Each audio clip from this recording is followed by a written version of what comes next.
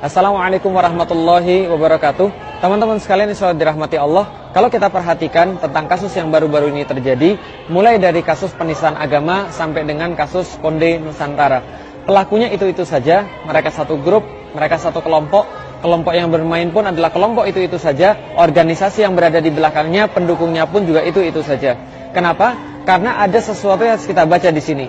Apa yang sangat mengkhawatirkan? Ada satu narasi berbahaya yang senantiasa mereka ulang-ulang, yang mereka coba lakukan untuk menghilangkan Islam daripada Indonesia. Apa narasi yang mereka lakukan? Narasi yang mereka lakukan adalah membentur-benturkan, lalu kemudian mengkonfrontasikan antara negara dengan agama.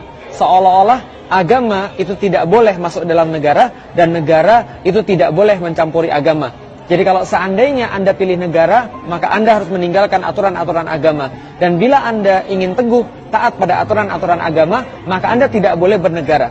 Contoh misalnya, bagaimana ketika kasus isu khilafah yang merupakan ajaran Islam kemudian dibenturkan dengan NKRI harga mati misalnya. Seolah-olah ketika seseorang menjadi NKRI lantas dia tidak bisa menjadi seorang muslim yang pro pada khilafah.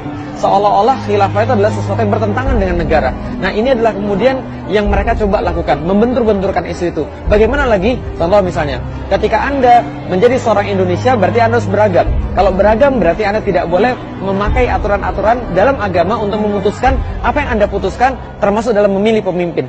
Jadi kalau Anda ingin pemimpin yang muslim, Anda ingin pemimpin yang menerapkan syariat Islam, berarti Anda tidak beragam. Ini salah satunya lagi. Misal, toleransi. Ketika orang berbicara tentang toleransi, berarti orang berbicara seolah-olah tidak boleh pakai agama. Maka tidak boleh pakai Islam ketika kita berbicara tentang toleransi. Kita tidak boleh menggunakan Islam ketika kita berbicara tentang hal-hal yang bersifat dengan kehidupan sosial.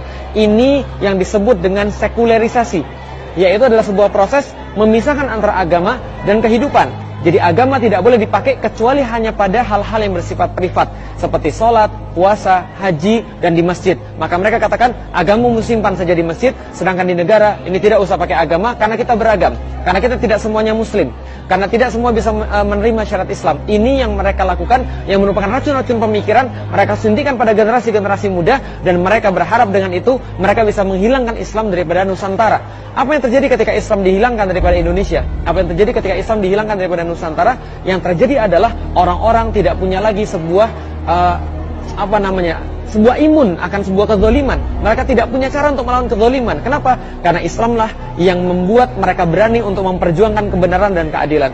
Karena Islamlah yang senantiasa hadir di garis depan, membentuk para kesatria-kesatria yang kelak akan melawan setiap kezoliman dan ketidakadilan. Yang mereka inginkan, mereka menginginkan semuanya diam terhadap kezaliman, semuanya diam terhadap ketidakadilan, sehingga mereka bisa berkuasa dengan bebas, mengeruk kekayaan negeri, lalu kemudian berpihak pada pengusaha-pengusaha, dan mereka tidak sama sekali peduli pada umat, apalagi kemudian pada aturan-aturan Islam. Ini narasi yang sangat berbahaya yang ada pada seluruh kasus penistaan agama, termasuk baru-baru ini ketika ada puisi yang sangat menyinggung Islam, semuanya sama. Karena itulah dalam prediksi saya, ini bukan jadi yang terakhir, tapi akan diulang-ulang narasi yang sama, akan diulang-ulang cerita yang sama, karena yang mereka inginkan adalah dihilangkannya Islam daripada negeri ini. Maka mereka tidak akan puas, mereka tidak akan berhenti sebelum terjadi sekularisasi secara total di Indonesia. Dan ini yang harus kemudian difahami oleh orang-orang muslim, dan mereka semuanya harus sadar bahwa ini adalah tidak boleh dilakukan. Mudah-mudahan teman-teman sekalian bisa memahami, bisa menyadari, dan bisa membentuk satu pemahaman Islam pada dirinya, sehingga mereka tidak mengharapkan kecuali Islam saja. Assalamualaikum warahmatullahi wabarakatuh.